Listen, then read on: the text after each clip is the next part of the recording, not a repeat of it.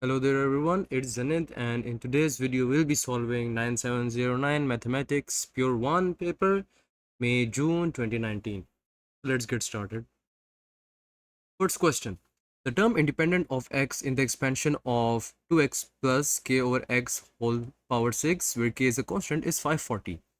Find the value of k. Alright, so they said the term independent of x. What does it mean by the term independent of x? Which it means basically that suppose you have some sort of term 2 is a constant. This is what we call as a term independent of x, which technically means it has a power of x raised to power 0. How can we find a term that is independent of x in this expansion? Well, we could do this in two ways. We could either start by making the binomial expansion and finding each of the terms one by one, or we can directly go and find out which term will apply with what power, so that the x from this side and the x from this side would cancel out. So if you observe, we can get to the power of 3, because if 3x is over here and 3x will be over here, both of the x's on the top and the bottom will cancel out to give us the term that will be independent of x. We could do this in either this way, or we could do it by step binomial expansion, starting from the first term and then second, third, or so on. But we'll of course go to the direct method. What's the direct method? Well, we know that the term independent of x would be equal to 6, 3, y3. I'll tell you in a minute. Because if you look at the formula in the formula sheet of binomial expansion, we can see that of a plus b raised to power n, if you look over here, n minus 1 will be the power of the first term and b would be power of the next term. So basically this would keep on going on in this matter. The power of the first term will start from the highest value n, and the second term will start from the lowest power, which is of course 0. So in this way, if we start, it would be something like 6 and the b would be power 0, then 5, 4, 3, 2, 1 for powers of a. So the point where the first term's power and second term's power become same is basically 3. And that is the only point or the only term which will have the x powers cancel out. The first one will be 2x raised to the power 3. The second one will be k over 3 raised to the power 3. Why no other power will work? Because of course the x in the numerator and denominator will not cancel out. This is k over x. Alright, so we can simplify this. 6, 3, we can put it in our calculator. 6 cr, that multiplied with 2 cubed, we will get the coefficient as 160 k cube. That is the term independent of x. Why? Because 3 raised to x raised to power 3 in the numerator and x raised to power 3 in the denominator, both of these will cancel out. Alright, we found the term that is independent of x, so now we will equate it with the 540 as given in the question. 540 is equals to 160 k cube. When we will solve for k, we will get our answer as 1.5. Alright, now for this value of k, part 2, find the coefficient of x square in the expansion. So now how can we figure out which of the terms will have the power of x square? Well, simple. 2x would have such a power that when it will be cancelled by x in the numerator, the power which will be left behind would be x square. Meaning that we should have the first term having x power 4 and the second term must be having half of that power, which means x power 2, such that the power of the numerator x would be left as x raised to power 2. I think in that sense, we can find the x square term as 6, 2, and that 2 will stand for the power of the first term, power of the first or second term. Let's do it For the second term, 6, that will be k over x raised to power 2, and for 2x it will be power 4. And if you also refer back, the first power will basically be subtracted from this. So 6 minus 2 will be 4. And the second one will have that n power as seen in the formula sheet. And then when you simplify this, you would get 540x square. But your final answer, of course, will be the coefficient, and the coefficient will be 540. Question 2. The line 4y is equals to x plus c, where c is a constant, is a tangent to the curve y square is equals to x plus 3 at the point P on the curve. Find the value of c. Alright. In the first question, they're asking us 4y is equals to x plus c is tangent to the curve at y square is equals to x plus 3. So, how can we find out the point P on the curve? So for that, first of all, we need to write this equation y square is equals to x plus 3 in a much easier form to understand, because currently we have y square, and let's try writing it in a simpler form. That would basically be y is equals to x plus 3 whole power 0.5, or basically under root. All right. And the second equation for y is equals to x plus c, let's simplify it in the form y is equals to mx plus c. 4 would go to the other side. We would have x over 4 plus c over 4. We just split it for the sake of easiness. All right. So with this, the line 4y is equals to x plus c, which is a constant, is tangent to the curve. We have a curve as they have said to us. This curve is of course not exactly accurate to this curve, but we suppose it's a curve. And they say that this line 4y, suppose let's choose a point. This line 4y x plus c is such that it's tangent to the point P. Well, if there's any line that is tangent to the curve, its gradient is equals to the gradient of the curve at that point. So from this, we can find out what is the gradient of the second equation, and the gradient of the second equation is 1 by 4, or in other words, 0.25. Right. So we have found the gradient, but the thing we have to find is C. How can we find C? Well, for that, we need to find the point P. And you might think, okay, let's try simultaneously solving for y is equals to x plus c and y square is equals to x plus c. And you will of course soon run into the problem that you cannot simultaneously solve both of these equations. So what do you exactly do? Well, we're going to take a different method. We had just said that the gradient of the curve at that point P is equals to the gradient of the equation of the line.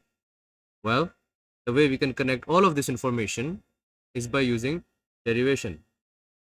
If we find the derivative of the second equation and put the gradient 0.25 in it, from there we can find the point or the x coordinate of which we have the gradient 0.25, because this point P has a gradient of 0.25. The very first step, let us derive our equation. Dy over dx of x plus 3 0.5 will bring 0.5 power down, x plus 3 as it is, 0.5 minus 1, that would be minus 0.5. With the chain rule, basically that would be the derivative of the inside bracket as well. Derivative of inside bracket will be 1, multiply with 1, it's the same thing, and this is your final derivative. All right, now to find the x coordinate of the point P, we need to first of all put in the gradient. You know the gradient at the point P is 0.25. We equate it to the gradient function, which is 0.5 x plus 3 raised to the power minus 0.5. And then when you will solve this for x, you will get your answer as 1. Now when you put this x back in the equation, we can put this in the first or the second equation. Let's put this in the first equation in y square is equals to x plus 3, because there would be no point in putting the x value in this because we have two variables and we cannot solve for this. But let's put the x coordinate in this equation. Y square is equals to 1 plus 3. And when we get the y value for this, it would be 2. The y value for this is also equals to the y value p when we put it in this equation, because p is basically the point of intersection of the lines and the curve. So then when we put this y value in 4, y value 2 is equals to x was 1 plus c, we get our answer of c, that is 7. Part 2, find the coordinates of p. At this point, it has become obviously the point that we have obviously calculated. The point P is already calculated. We found the x and y values. You could do the working again, or you could just directly write it, because we have already found the y and the x values of point P. Value was 1, y value was 2. That's it. Question 3. A sector of a circle of radius r centimeter has an area of a centimeter square. Express the perimeter of the sector in terms of r and a. Alright, they're asking us express the perimeter of the sector in terms of r and a. Let us work with what information we're already given. We're given the information about the area, so let us note down exactly what is the area of the sector. Area of a sector is given by a is equals to r square theta. Alright, so this equation, when we put in r and a, we still have the same equation because of the same variables being used. Now, we need to find a couple of information. Let's just sketch out what can be the perimeter of a sector. The perimeter of the sector is 2 of the radiuses plus the arc length. What is the arc length? Arc length is given by the formula r theta. From this you can see that we are already given the value of r, but we're not given the value of theta, and they're saying to us express the perimeter, which will be using this arc and 2r in terms of only r and a. We cannot put theta into the equation of the perimeter. So we need to find an alternative or equivalent expression for theta. Well, how do we do that? We can rearrange this above equation. If we rearrange this above equation to give us theta, it would be 2a over r square.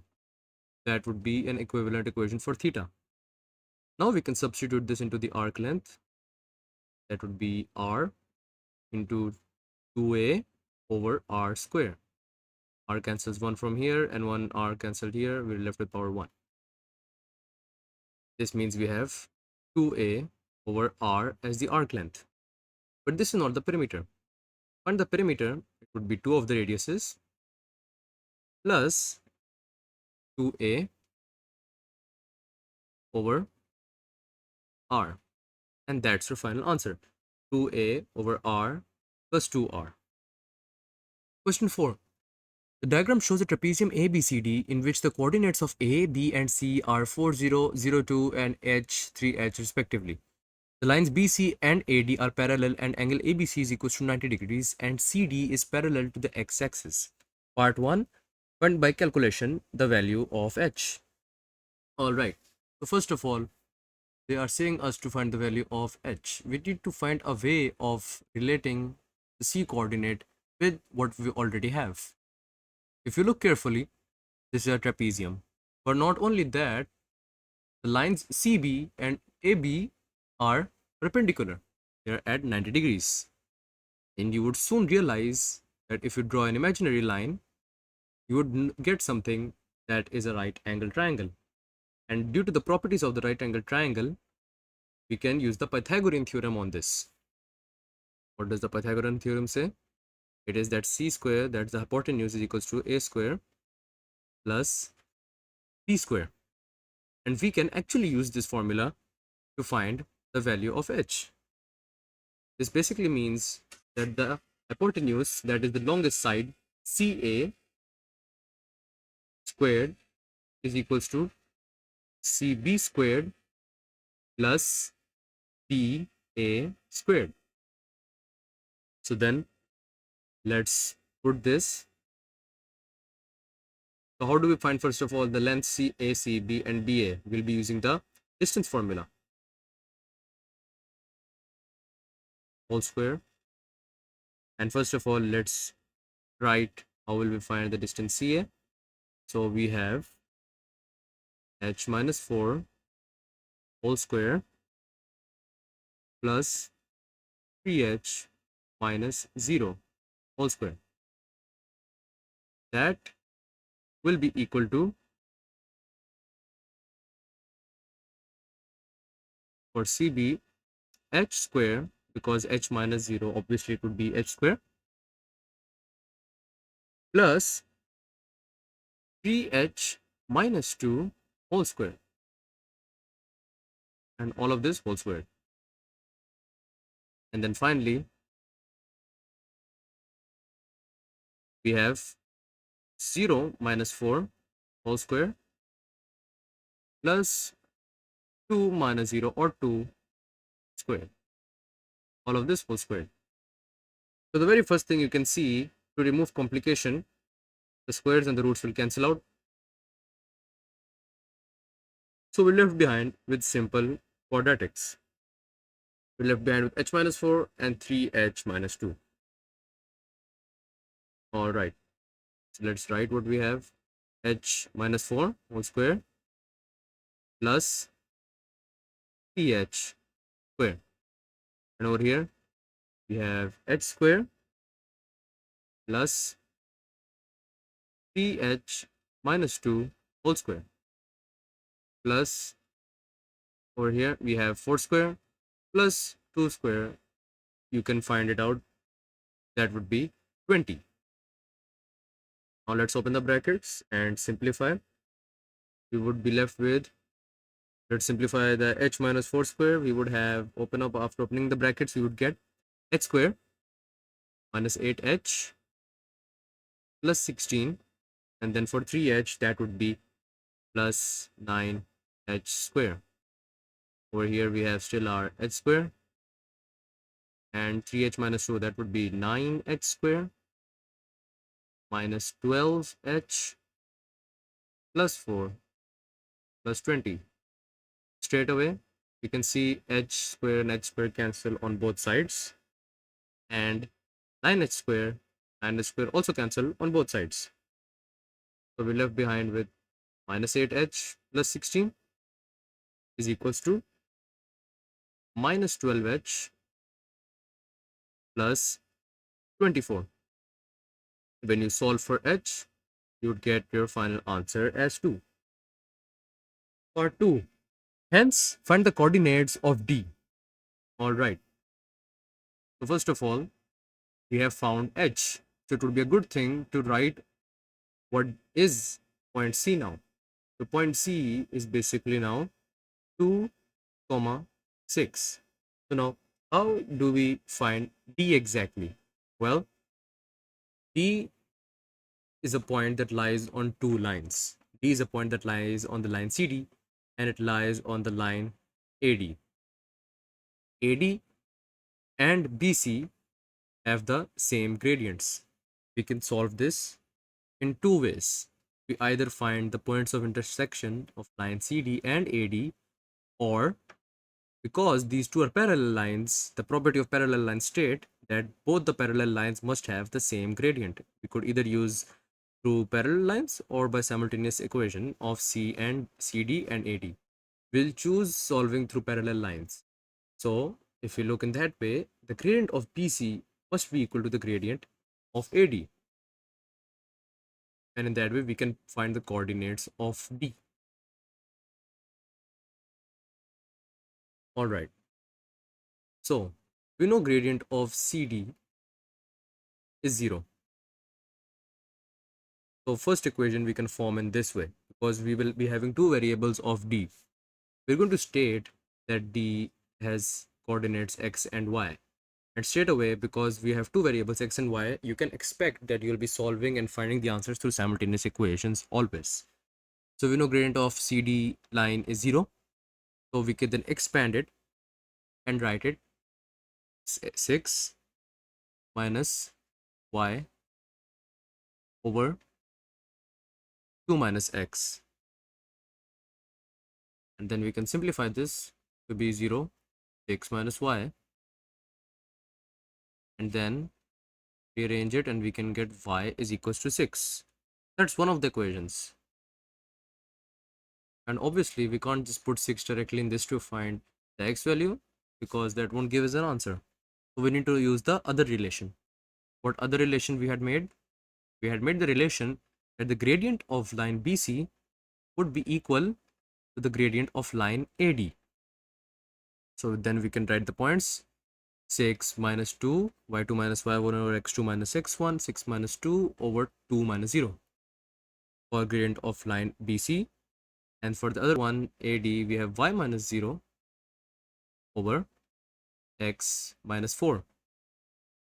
We simplify this, we get 2x minus 8 is equals to y. We already had the y value, we substitute it over here. We have 2x minus 8 is equals to 6. When we solve for x, we will get our answer as 7. And therefore, B has the point 7 and 6. Question 5. The function f is defined by fx is equals to minus 2x squared plus 12x minus 3, for x is a set of real numbers. Part 1. Express minus 2x squared plus 12x minus 3 in the form minus 2 whole square x plus a plus b, where a and b are constants. It's a completing a square question. So first of all, you would have to remove the common. Common is minus 2. Let's remove from all of them. We'll be left behind with x squared. Sign will change. Most importantly, it would become minus 6x plus 1.5. Then we would have x squared. We will have minus 6x, and then we're going to square the half of this x term, which is 6. That would be 3 square. And one time we're going to subtract the term as well, minus 3 square plus 1.5. In the next step, it would be minus 2 whole bracket, and then you're going to write the x and one of the positive squares in there, but make sure that you follow the sign. In this case, with the x term, we had negative sign minus 6, so you would be taking minus 3 inside the square, and you would leave behind as well minus 3 square plus 1.5. And then you can simplify this. It would be minus 2 multiplied with x minus 3 whole square. When you multiply it, minus 3 square plus 1.5, you will get plus 15. Part 2. State the greatest value of fx. Well, the greatest value of fx will be 15. But why 15? It's 15 because if you look at the graph of this quadratic, first of all, it is minus 2x squared. That means the graph would have a sad face. And you can see the maximum value lies on the turning point. The maximum greatest value of fx is basically meaning the greatest y value. The greatest y value is at the turning point, and from here we can see that this and these represent the turning points. This one is for the x coordinate minus 3, that would be plus 3 as the x coordinate, but this one will represent as the y coordinate 15. That is the highest value of the turning point, 15 over here. The function g is defined by gx is equals to 2x plus 5. Part 3, find the value of x for which g f x plus 1 is equals to 0. Alright, first of all, let us find what is g f x. G f x, 2 whole brackets, put the f function in it, minus 2x squared plus 12x minus 3 plus 5. We can then simplify this. We would have minus 4x square plus 24x minus 1. Then we found g of x. We're going to put it in the equation. That would be minus 4x square plus 24x minus 1 plus 1 from the equation is equals to 0. Minus 1 plus 1 cancel out. We're left behind with 4x square plus 24x. Then solve it and you would get your 2 points. X is equals to 6 and x is equals to 0. Question 6, part 1. Prove the identity 1 over cos x minus tan x square is always equals to 1 minus x over 1 plus sine x. Alright, so for such questions, you would always prefer to choose the side which is more complicated and then try to simplify that side. In this case, you can see that the right hand side is already quite simplified. This is yet to be simplified. So we will start from this side. First of all, let's just write generally 1 minus sine x, or we can just start directly.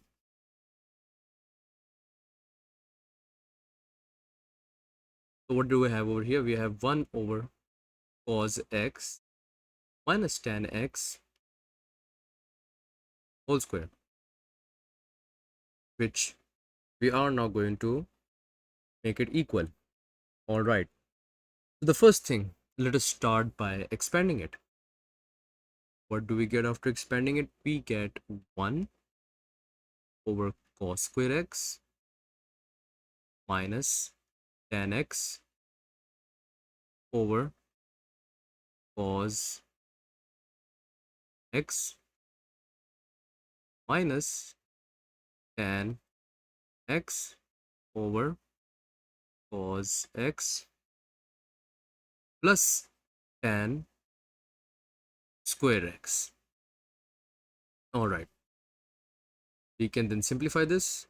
1 cos square x minus 2 tan x over cos x plus tan square x. Okay. Now the next step we want to do is that we want to try eliminating tan from the equation. You can see on the right hand side we do not have any sign of and we don't have any sign of tan or nor cos. So we want to basically remove tan and cos from the equation and instead use sine. So first of all, let us start with the tan. All right. So when we start with the tan, we have 1 over cos square x minus 2, and then when you're going to change the tan, tan is equals to sin x over cos x. You could rather write it over here. Tan x is equals to sin x over cos x. And then using this relation, let's change the tan x. So this will be minus 2, and we would have sine x over cos would now go again in the denominator. That would make it cos square x plus tan square x. Tan square x is similarly the same thing. If we have tan x is equal to sin x over cos x, then tan square x is basically sin square x over cos square x. That would be sin square x over cos square x. Further simplifying, we get,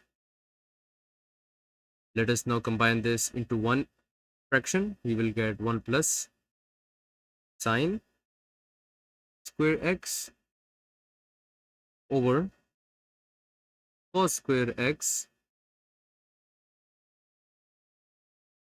minus 2 sin x, like this, minus 2 sin x. Okay, so we're left behind with 1 plus sine square x over cos square x minus 2 sine x over cos x. And after simplifying, we get this. What else can we apply on this now? All right, so let us see over here.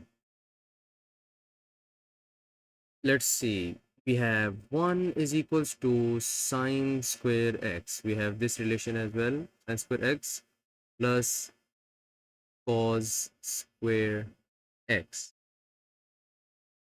Do we find this anywhere over here? We have sine square x minus 2 sine x plus 1. Nope, we do not have this relation. All right. So at this step, if you cannot apply none of these relations or any of these relations, the best thing you can do is to simplify all of this. Because usually for students, it's a bit complicated to see sine and sine square and cos square in equations, then it is more difficult to work with these values in a normal way.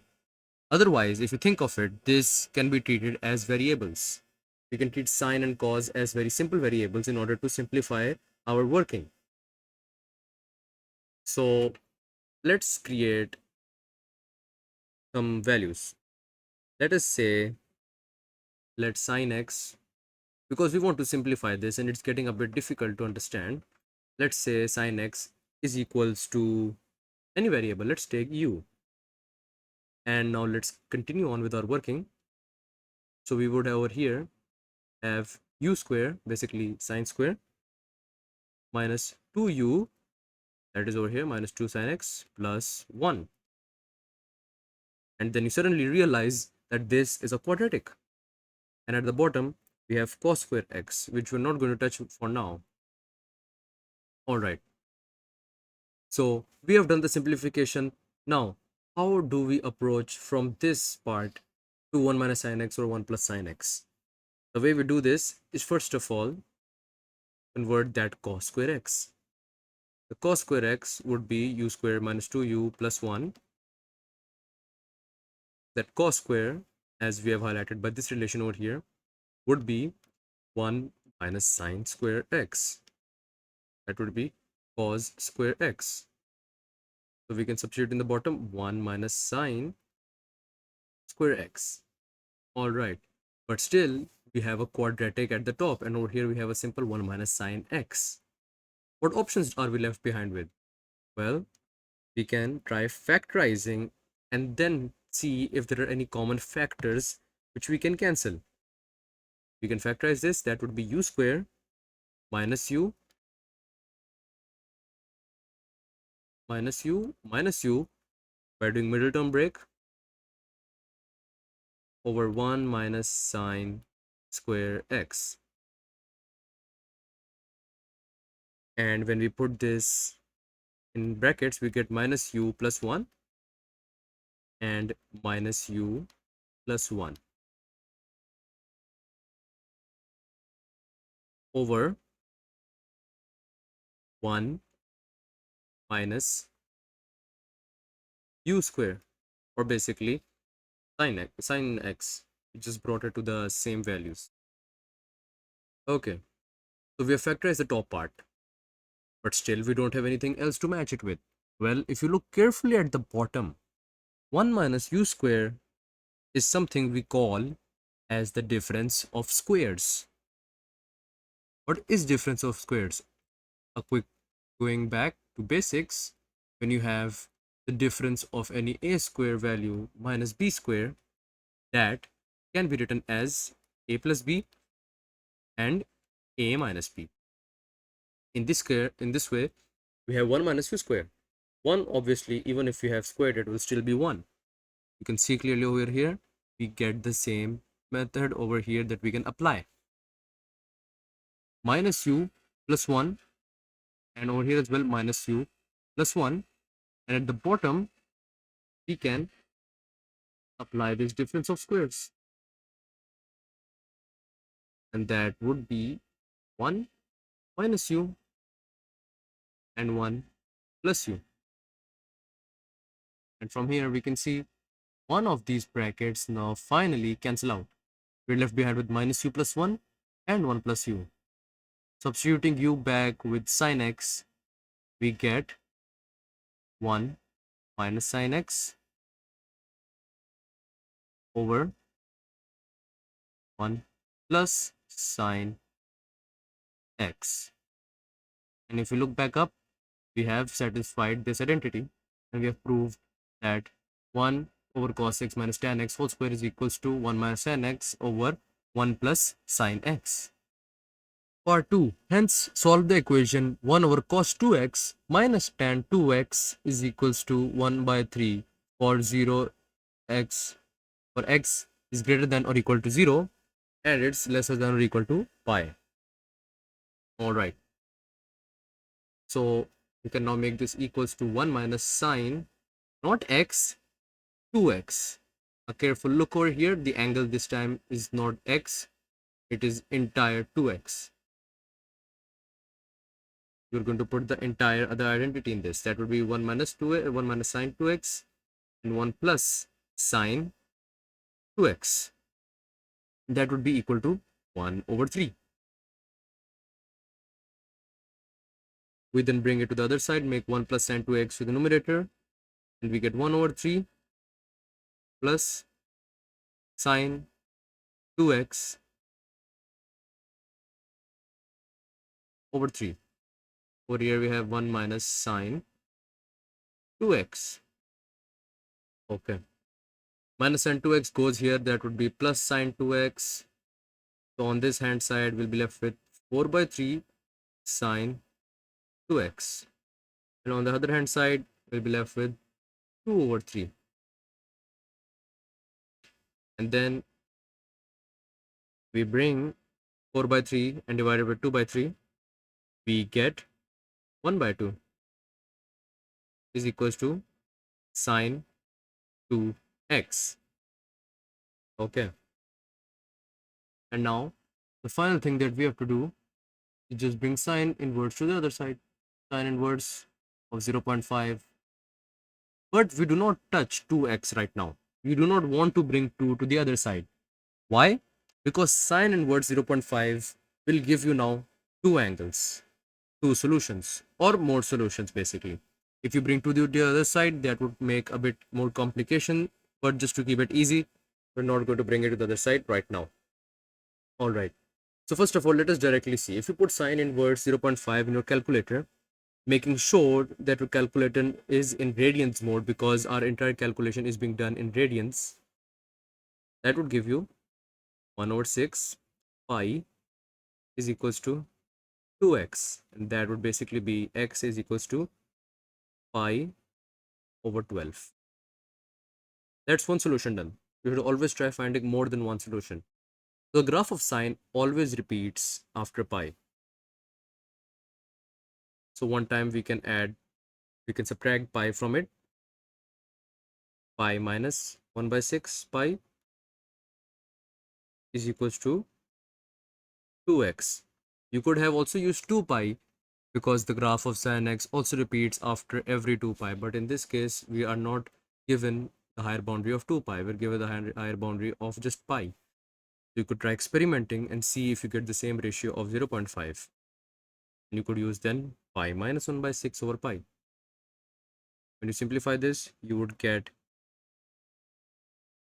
5 by 6 pi is equals to 2x, and x would be equal to then 5 over 12 pi.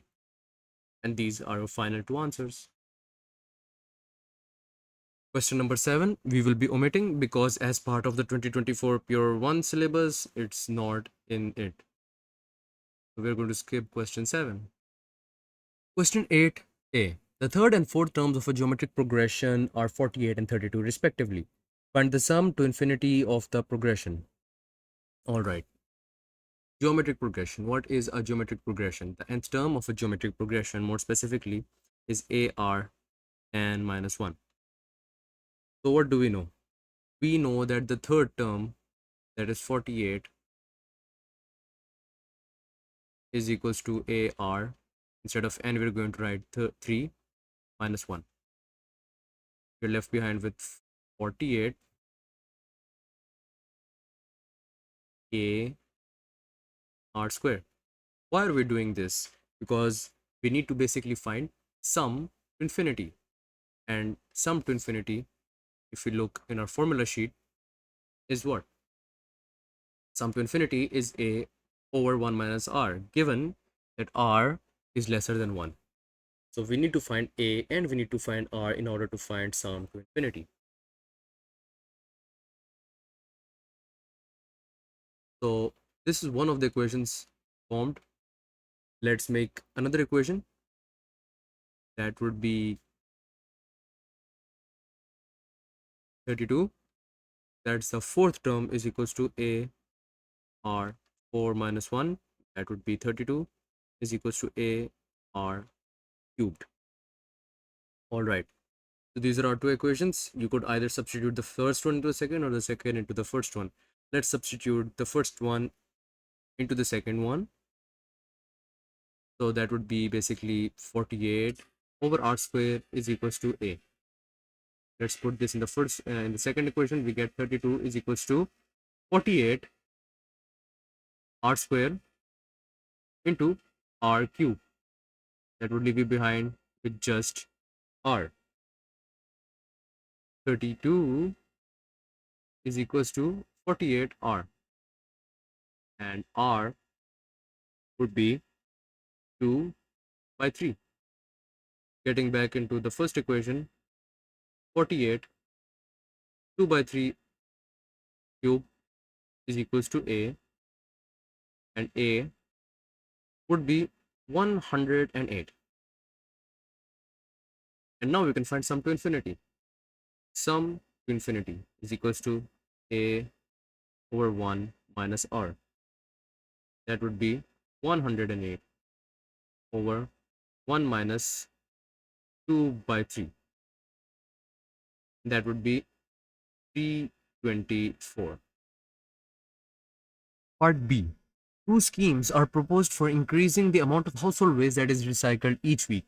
Scheme A is to increase the amount of waste recycled each month by 0.16 tons. Scheme B is to increase the amount of waste recycled each month by 6% of the amount recycled in the previous month. The proposal is to operate the scheme for a period of 24 months. The amount recycled in the first month is 2.5 tons. For each scheme, find the total amount of waste that would be recycled over the 24-month period. The question is really asking us just to calculate the sum to 24 months basically for the progression of scheme A and the progression of scheme B. But first of all, we need to find for each of the schemes their relative progression terms. All right. So how do we know what is the type of progression for scheme A? Well, scheme A is saying that the amount of waste recycled each ton is increased by a fixed amount of 0.16 tons. Whenever you hear in a progression 0. In a progression of a constant, that constant is what? That constant is basically the constant difference. So they're basically what they're trying to say. They're trying to say that in the first term they recycled some what 0.16 tons, for example. The second term it would be plus 0.16. Let's have an example. In the first term, in the first month, it was 2.5. By the way, an important information here: 2.5 tons is equals to A for both scheme A and scheme B, because they said first month the amount of recycled for the first month is 2.5 tons, and this was for both of scheme A and scheme B. All right, so 2.5 tons for the first month. According to scheme A, that would be for the second month 2.5 plus 0.16, that would be 2.66. For the third again, 2.66 plus 0.16, and then that would give you the next term and so on. So if you see the common difference, if you take out the difference from both of these, common difference would be 0.16 plus 0.16. And from this you can see that it is a geometric progression. The equation for a geometric progression, nth term is equals to a plus n minus 1 b. This is not really needed, but just for the sake of understanding, it's a good way to visualize. That would be 2.5 n minus 1 with common difference being 0.16. Okay, so the sum of n terms would be a plus l, the first term plus the last term, multiplied with 0.5 or 1 by 2 n. Alright, that would mean that sum of 24, that would be sum of 24 months, because each term in this scheme, both of the schemes are considered as one single month. That would be 0.5 n, not 0.5 n, that would be 0.5 into 24 a is 2.5 plus last term. What's the last term? The last term is the 24th term, which would be then again, you could either directly put it in this, or you could just substitute all of this equation over here. If you substitute this entire equation over here, that would be 2.5 plus n minus 1, as the last term is 24, so 24 minus 1, and then 0.16 as the constant difference. So when you multiply this, you'll get your answer as 104 tons.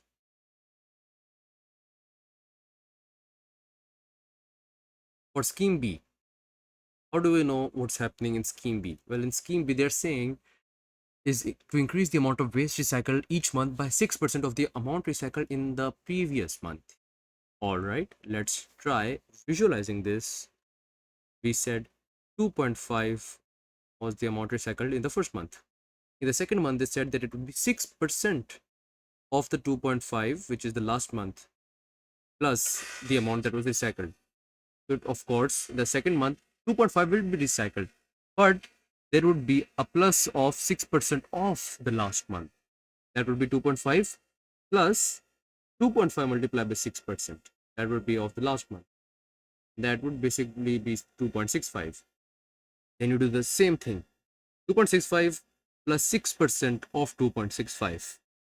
And if you see, the constant difference won't be any, but the constant difference in this case, we cannot determine it. It would be instead r. If you determine it, it would be 2.65. That would be divided with 2.5, and you would get 1.06, and that value is coming constant. You will get more values after this, and if you keep on subtracting the next term from the last term, you will see that your difference will continue increasing. So we can see there's no constant difference. Well, then try dividing the next term with the previous term. You can see there's a constant ratio, and that constant ratio gives you the hint that this is a geometric series. So the nth term of a geometric series is ar n minus 1, and in this case it would be 2.5 into r 1.06 n minus 1.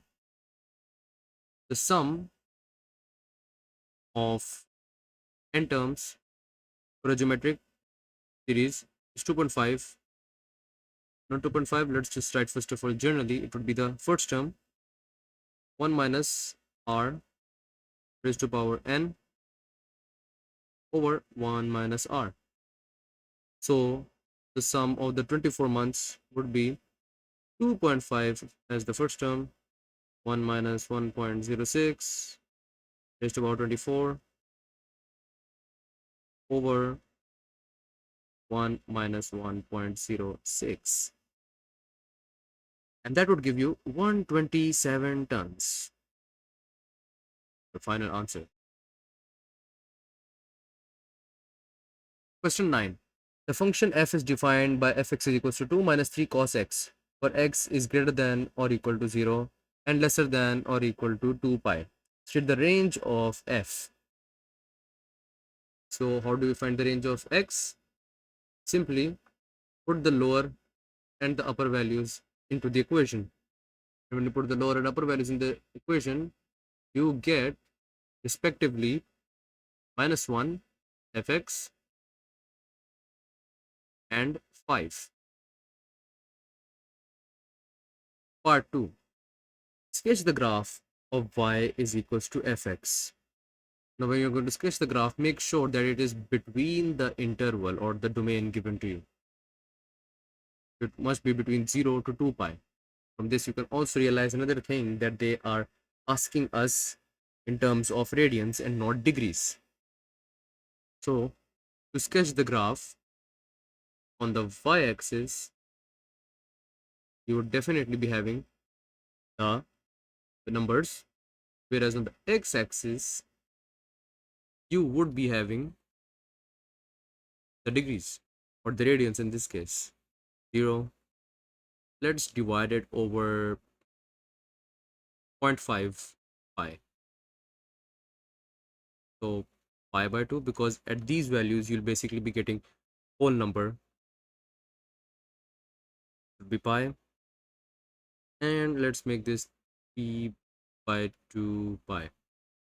All right, the maximum value and the minimum value, do not need to write them right now, because it's an easy trick to just sketch this graph. If you cannot decide the shape of the graph, the best thing you can do is to know the key values first of all for whatever degree you're finding. This is what pi over 2 is, what, 90, and then pi is 180 degrees, and then 270 and 360, and this will apply to your cos, sine, and tan. So if you put this into a calculator table of values and make a table of values for it from 0 to 2 pi, you're going to get your respective values of the y-axis. For pi by 2, the point would be somewhere here. For pi, it would be at the most maximum value, that would be 5. And then 3 by 2, you'll be getting again the same value as you got at pi by 2.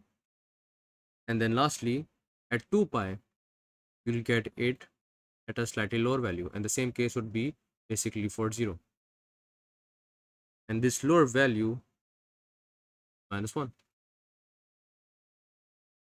Because if you look at the range over here, it's the range of the graph is between -1 and 5.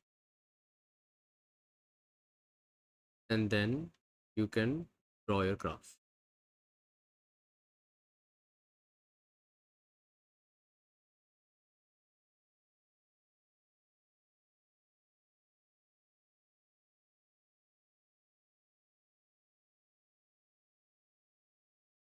And there you go. The function g is defined by gx is equals to 2 minus 3 cos x for x is greater than 0 or equal to 0 and lesser than or equal to p, where p is a constant. State the largest value of p for which g has an inverse. All right. For which g has an inverse. The first thing you should notice is that the function gx is basically equal to the fx function which we already had above. And they're asking us the largest value of p for which g has an inverse. That means that the function must be 1 to 1. It must not repeat the values. And we can see in this case that this happens on the turning points usually. In this case, the turning point we're getting is at pi. If it exceeds more than this, then we cannot call an inverse for it. But for either halves of these graphs, an inverse is possible. Therefore, pi is the highest value.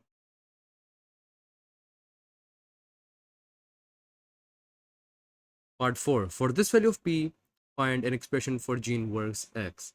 Nothing special. You just need to find the inverse.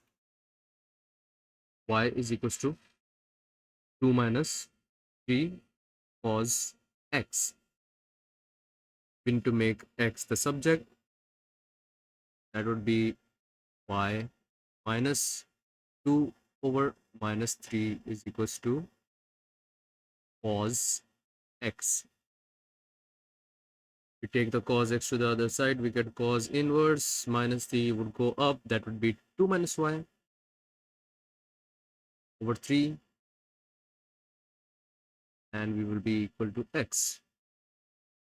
Finally, this is very important, g inverse x you have to write as cos inverse 2 minus x over 3 as your final answer.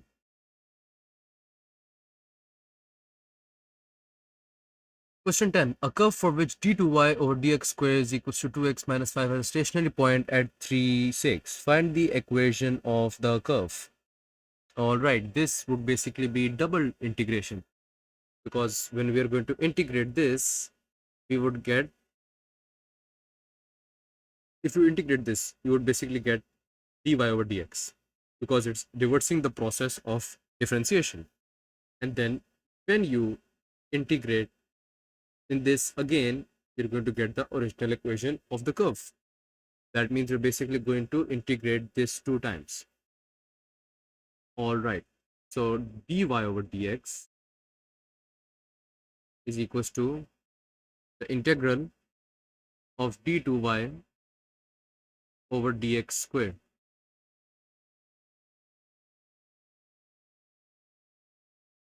with respect to x. Would be 2x minus 5 dx. Let's just erase this. 2x minus 5 dx. And let's integrate this.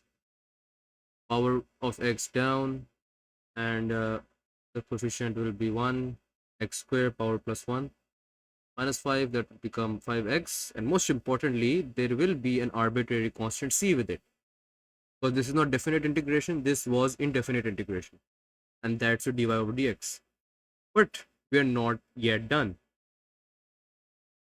The next thing we have to do is to use the information above. What information they gave us? It has a stationary point at 3, 6. Now we have dy over dx. We can put this value of 3 into this equation to find c actually. Why? Because stationary point means basically the dy over dx will be 0 at that point. So at point 3, we will have the gradient 0, or dy over dx 0. So you put 3 at that point, making sure dy over dx is 0, and you would get your value of c, that is 6. But again, we are not yet done.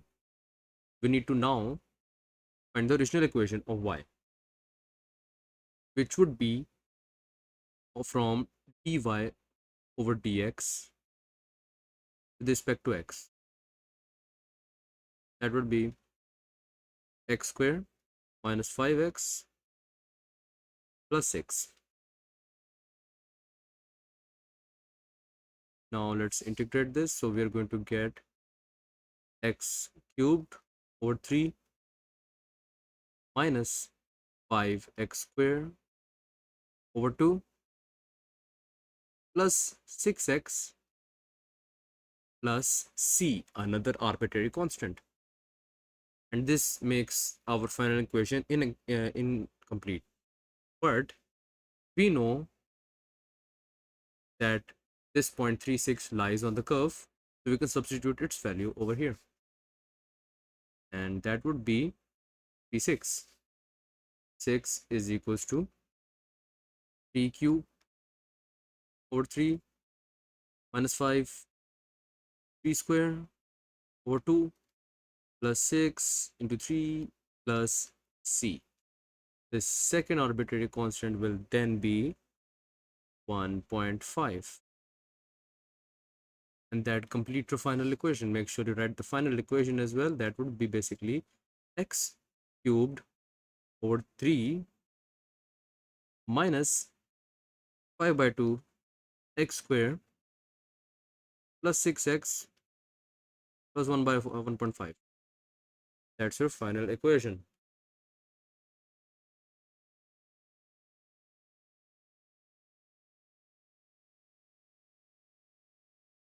Part 2. Find the x-coordinate of the other stationary point on the curve. Why did they say find the x-coordinate of the other stationary point on the curve? Because our derivative, the first derivative, was basically a quadratic, and a quadratic has 2 solutions. Simply equating it to 0, our first solution was 3, which we already know. But our second solution was 2. This is the answer which we need. So therefore, it is 2. Part 3. Determine the nature of each of the stationary points. Now, there are many ways to do that. You could simply draw the graph of dy over dx, could sketch it, which is something like this. You could draw the original graph and then you could try finding it through sketching, or you could also use the double derivative. If the double derivative will be greater than 0, it would be a minimum point, and if the double derivative of that x value will be lesser than 0, that will be a maximum point. So first of all, let's write for the point x is equals to 3. We need to find d2y over dx square. That must be greater than 0, or let us just find it first. Is equals to 2x minus 5, that would be 2, 3 minus 5, and we're going to get our answer as 1. In this case, d2y over dx square is greater than 0, hence it's a minimum point. Similarly, we do for the other point, x is equals to 2, and we find the double derivative.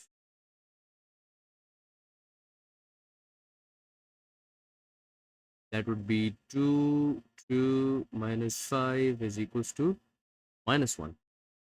And of course, d2y over dx square is lesser than 0. Therefore, the point is a maximum. Simple as that. Question 11. Diagram shows part of the curve y is equals to 3 over under root 1 plus 4x and a point P21 lying on the curve. The normal to the curve at P intersects the x-axis at Q. Show that the x-coordinate of Q is 16 by 9. Alright, a lot of information. Let's just understand it step by step. The first thing they said toward the normal to the curve at P. So to find the normal, this line, this whole line is basically a normal. To find the normal, you need to find the gradient at this point.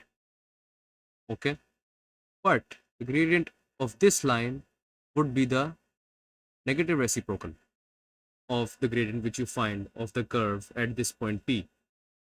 So from this you can understand that we need to first of all find the derivative of this equation and put the value of P's x point in this equation. We'll get 2. I will put 2 and then we're going to find m. The negative reciprocal will give us then the gradient, and then we can put the point P into it from the equation of the line and then try to find the point Q. So now that we have thought of the method, let's write it.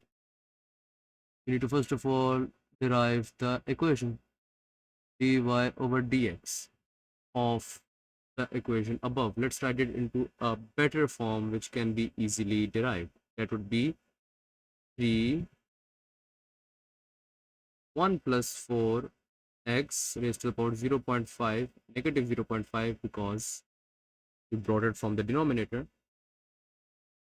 That would make it minus 1.5 1 plus 4x power minus 1 minus 1.5, and make sure you take the derivative of the brackets as well. That would be 4, give you 4 multiplied with it, and your final answer would be minus 6 plus minus 6 1 plus 4x whole bracket raised to power minus 1.5. All right, now to find the gradient of point P, that would be from this gradient function derivative. We're just going to put in the value of the x point on P. 1 plus 4 would be 2 minus 1.5, and the gradient at P is minus 2 by 9. All right, so the negative reciprocal, why negative reciprocal? because of the fact that the gradient which we have found will be for a gradient of the line of the tangent, and the normal is basically the perpendicular line of the tangent. And the property of perpendicular lines is that both of the gradients, or the product of the gradients of the two lines m1, m2 and 2, is equals to -1. The products of any two perpendicular lines is basically -1. So -2 over 9 into m, which is another gradient we have to find, will be equal to -1. And this new m would be 4.5, or 9 by 2 basically. Right, we found the gradient, and now we just need to form the equation of the line. We have the point P, we need to find point Q. So let's put in the point Q, point P, which would be y minus y1. Y1 is -1, and gradient into 4.5, x minus x1.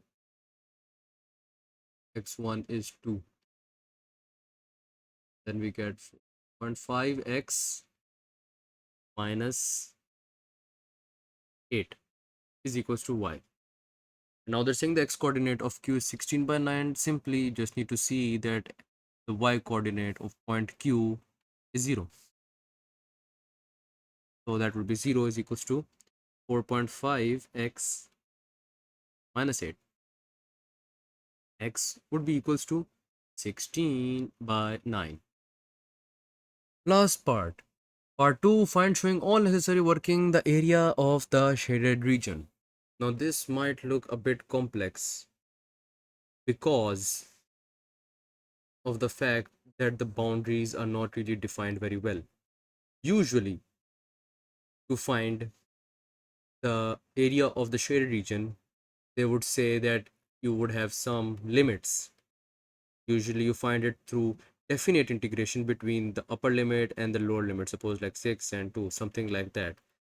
But in this case, if you see, the limits are not really defined. One limit we have is x is equals to 0. One straight line. Limits are usually straight lines, and then the graph goes between it. And then you can easily find it definite integration. But one thing that is for sure, the lines of the limits are straight. In this case, you see that one of the limits lines are tilted. That makes stuff a bit difficult for us. So you can solve it through a bit of coordinate geometry. We cannot just apply definite integration over here, that you could say, all right, you could write just y 16 by 9 as upper limit and 0 as the lower limit, and that would give you the area. That would not give you the area. That would give you the area up till just this point, and then you would miss all of this area over here, which we have to include. How can we include that? Well, you could see it based on these 2 points. If you make a line down over here, you can see it gives you 2 graphs. Let's sketch basically 2 of these graphs. One of the graph would be something like this, and the other graph would be something like this, but with a smaller area. And you can now see, what do we have to do over here? We would just have to subtract it, but we really can't just subtract it because that would just remove a rectangular part.